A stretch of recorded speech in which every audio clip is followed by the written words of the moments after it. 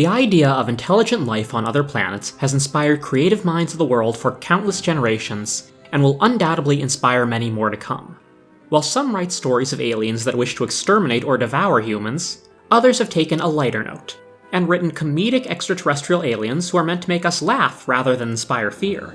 Some sitcoms have gotten a lot of mileage out of that idea, with My Favorite Martian, Mork and Mindy, and Alf coming to mind.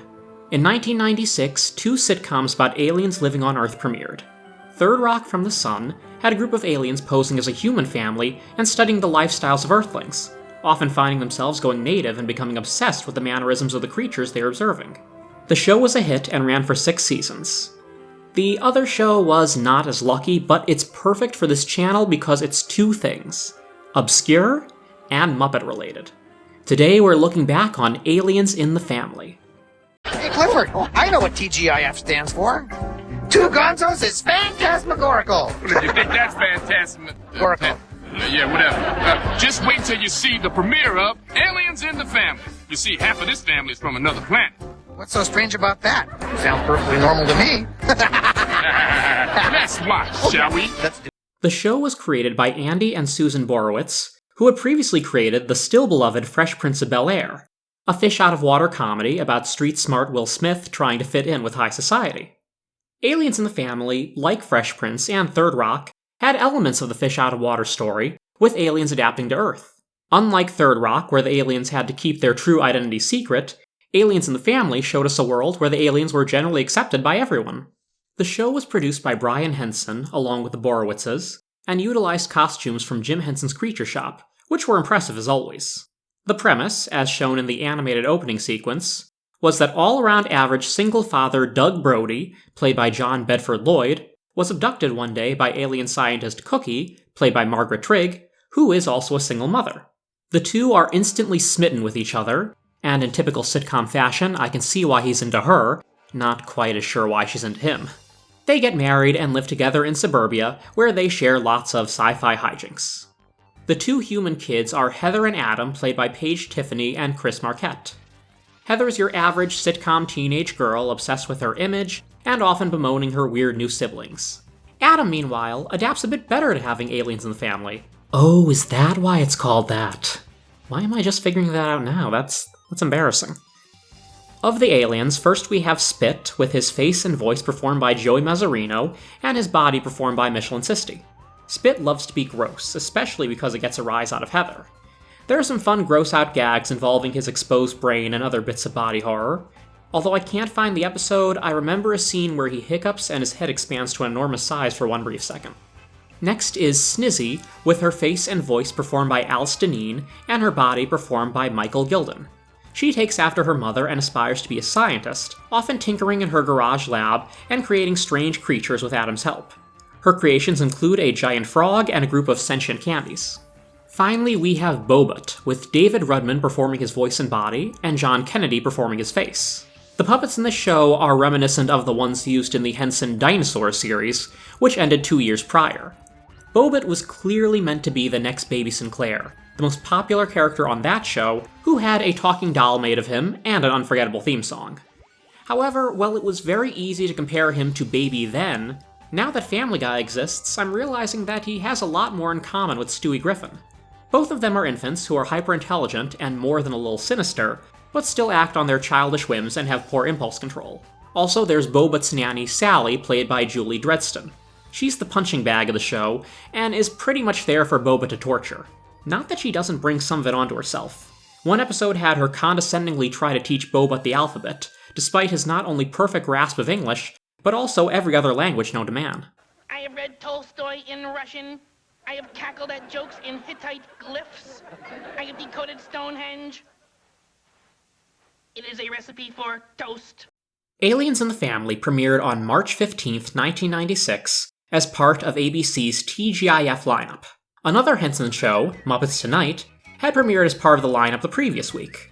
Aliens' first 2 episodes received poor ratings. One outspoken critic was Jaleel White, who was appearing as Urkel at the time on Family Matters, another TGIF show. He criticized the presence of 2 Muppet shows on the block, essentially saying that it made the whole ensemble come across as too childish for primetime. I like Jaleel quite a bit, I get where he's coming from, and I do have a big soft spot for Family Matters, but this was around the time that Urkel and Carl were shrinking themselves and taking magic potions to help them fight like Bruce Lee. With all due respect to Mr. White, Family Matters had already become something of a cartoon itself at that point. Still, Aliens did not perform well.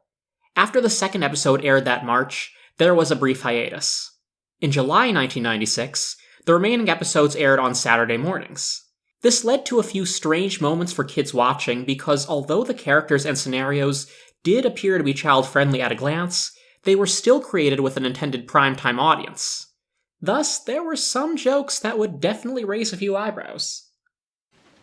So, have you a mate? No. How do you reproduce? Mitosis?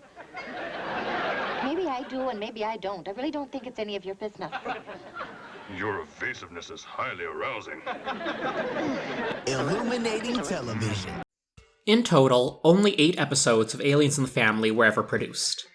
Of those 8, I'll confess that I only have 3 on hand. I found the pilot on Dailymotion, and my family actually taped 2 of the Saturday morning episodes back in 1996. I found 2 more episodes on Dailymotion, but I was disappointed when I realized they were the same 2 episodes that we taped.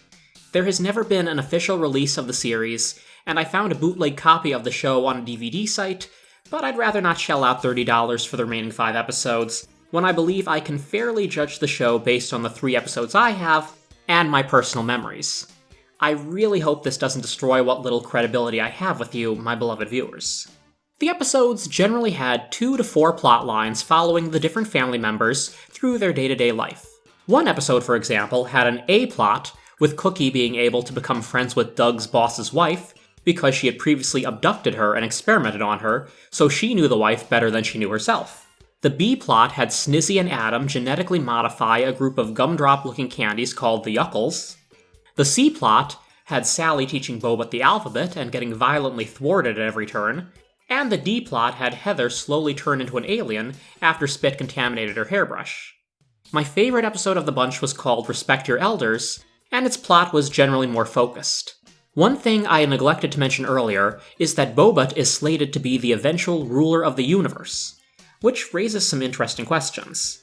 Although I'm missing 5 episodes, I have the feeling they never elaborated too much on that plot element in them either. In this episode, the family receives a visit from Jareth, and look, he even brought a goblin with him. Okay, no, that's not Jareth the Goblin King from Labyrinth, but it's a very similar costume. This is High Elder Prissy, played by Robert Westenberg, and his unnamed associate, performed by Peter Linz. Westenberg is clearly having a great time as Prissy, and somehow does the impossible and manages to upstage the Muppets. Very few humans have ever accomplished such a feat, and I hope he's proud of himself. The elders are checking to see if Bobo is being properly raised to be a feared ruler, and they are appalled to see him being treated, more or less, like a normal child. Doug struggles to show that he's an acceptable father, and is eventually forced to battle Prissy for guardianship of Bobo. Meanwhile, Heather's friend Tiffany becomes infatuated with Spit's gross-out parlor tricks. I mean, she seems borderline aroused by anything disgusting, which also goes for her reaction to the nameless elder character. It's a little strange, but the girl seems comfortable with her kinks, so power to her. Wow, it's a slimy little green man. Hi there. You want to walk us to school? That would be most sublime. I was pretty young when Aliens premiered, and I remember thoroughly enjoying it. When rewatching the episodes as an adult, I still enjoyed them, although not quite as much. The puppets all look great as usual, and it's also fun to identify the different Muppet performers. David Rudman's Bobo performance, for example, sounds like an evil version of his Baby Bear character from Sesame Street. The writing on the show is fairly standard sitcom stuff. Some of the jokes are cheesy and groan-inducing, but other ones are actually pretty funny. Like most sitcoms and comedies in general, not every joke is going to land regardless of the talent behind it. I found that Spit often got the funniest lines. Intriguing, Dad. We're both having problems in the same week that are curiously parallel. What are the odds of that? Tone seemed to be the biggest problem, in my personal opinion. The show had a lot of opportunities for some wonderful, surreal stuff, the kind of weirdness that the Muppets are known for, but it seemed to want to play it safe most of the time. While we did get a giant rampaging frog among other things, it still felt pretty conventional.